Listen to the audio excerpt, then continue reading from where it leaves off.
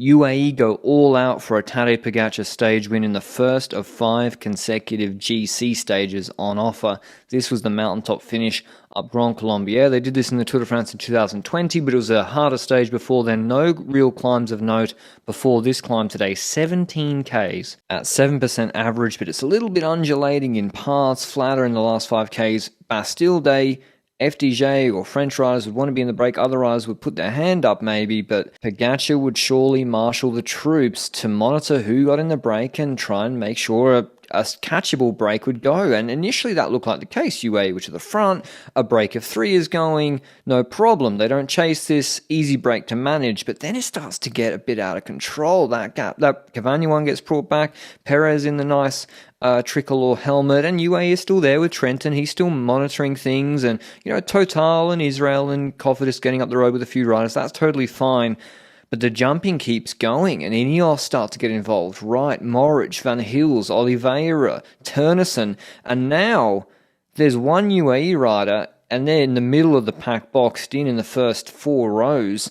And it's a free-for-all at this point. Everybody's jumping up the road, and here the break forms, and just got a bit out of control. It was too late to move up there, and a break of 20 strong riders went, with many with multiple teammates, strong rouleurs like Case Bolt, Pacher, Sturven, Bettiol, Latour, Zimmerman, Van Hills, Oliveira, Turnison, Wright, Morich, Sharmik, Kwiatkowski, Asgren, Uhl, Tejada, James Shaw, and Adrien Petit. So there's a lot of teams like Intermarché and EF that are just going to sacrifice a rouleur before the climb to rip this gap open. It gets blocked up, and then UAE start chasing at 1 minute, 1:10. I'm like, this is going to be a tough old day against a committed break of 20 strong guys on the flat. And listen, they keep the gap stable with 3 guys, Langen, Trenton, and Bjerg, pretty well, actually, for the first hour. From 100 to about 55 Ks, really impressive. And Pogacar, obviously wants to go for the stage win. Jumbo-Visma not interested. They were all in the wheels all day, not contributing.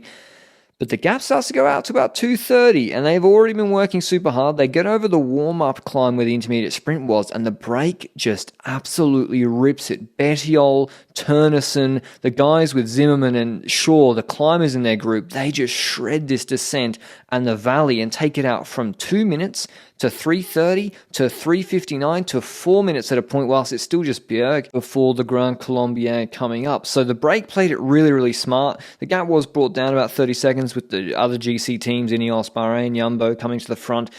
So it was only down to about 3:50. And here's the Grand Colombier. You can see it's undulating from about 4.5 Ks to 1.5 Ks to go. It's not that hard. In fact, there's 3 consecutive Ks at 4% average, which is not hard at all. And so it's not a climb, especially after an easy day, to expect big gaps. Pacher attacks because draft doesn't exist on Bastille Day. And it's Langen pacing for UAE for quite a few Ks, and that gap doesn't change with him pacing. There's a chase group behind Pacher of 3 climbers, Tejada, Shaw, and Maxim Van Hills. They immediately have dropped Kwiatkowski, or maybe he's just riding to power and not trying to surge at the beginning of a 45, 47-minute climb, and the gap's still not moving too much, so Soler takes over. We're 3 Ks in, UAE have gained nothing, but Soler's been in the wheels and he's a better climber.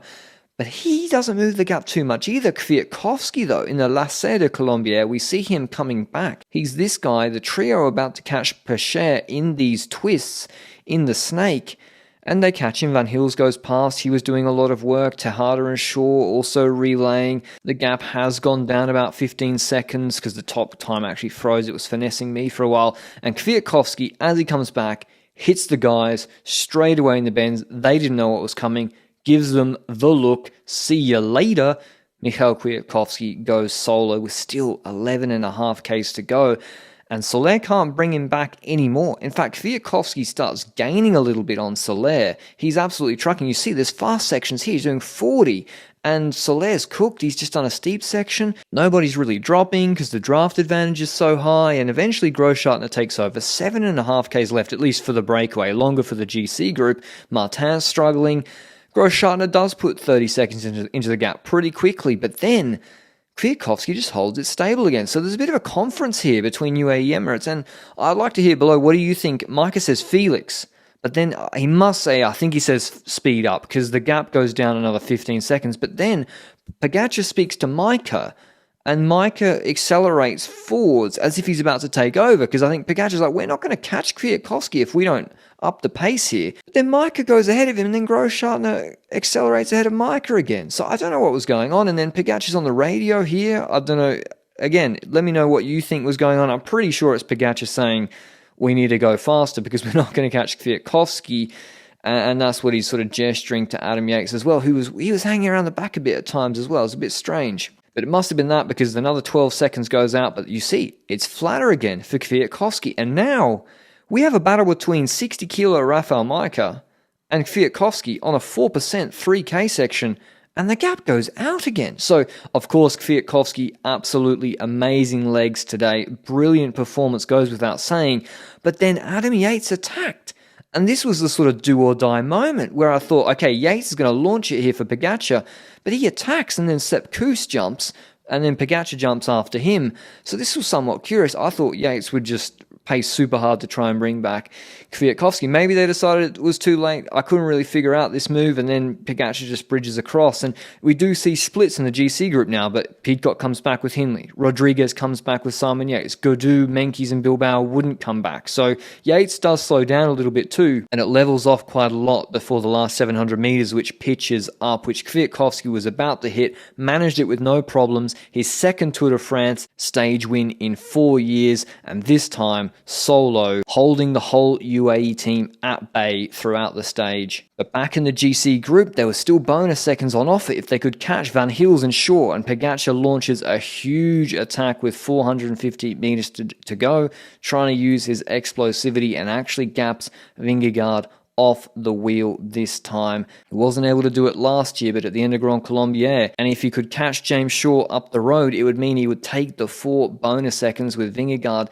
taking none. Does so at 150, can't catch Van Hils, but an 8-second gain for Pogacar halves his gap on GC to Vingegaard. And Pogacar looking very, very good. But Kwiatkowski wins the stage, huge for him after winning Amstel Gold Race last year. Ahead of Van Hils and Pogacar, Vingegaard, Pidcock, Hindley, Shaw, Tejada, both Yates brothers. Small gaps, as you'd expect, with a really, really easy stage before this final climb. We just didn't want to miss any big breakaway. Like pretty much every day, we were trying to go in the big moves, because you never really know when people are moving on the flat who actually will enter that breakaway. Maybe someone from the GC, maybe there will be no one happy to chase today was UAE, but I think they just let too many guys in the front, and I just found probably the best legs I ever had in my life. So yeah, I didn't believe that's possible, but yeah, here I am, yeah.